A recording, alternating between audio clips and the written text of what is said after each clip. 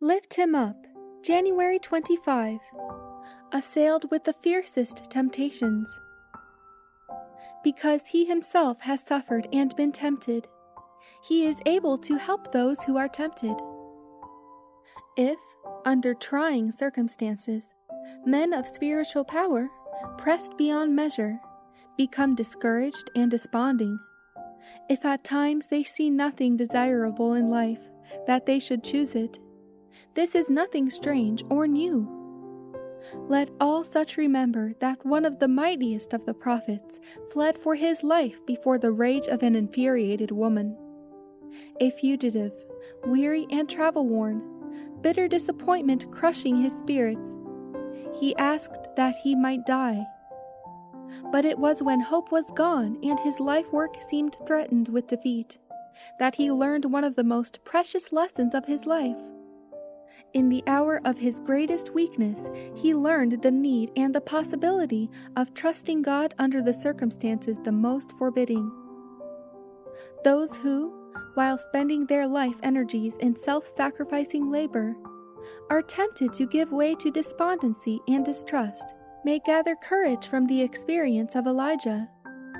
God's watchful care, his love, his power, are especially manifest in behalf of his servants whose zeal is misunderstood or unappreciated, whose counsels and reproofs are slighted, and whose efforts toward reform are repaid with hatred and opposition.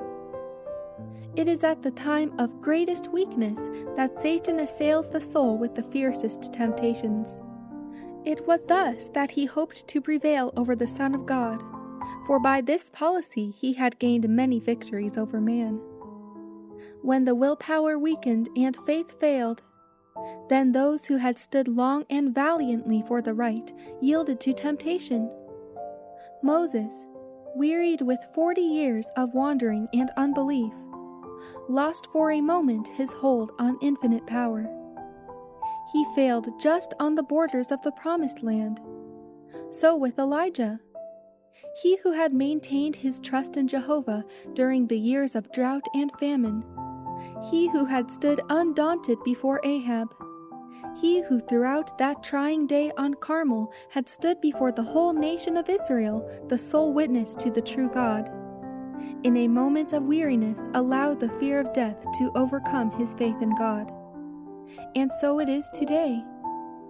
Those who, standing in the forefront of the conflict, are impelled by the Holy Spirit to do a special work will frequently feel a reaction when the pressure is removed.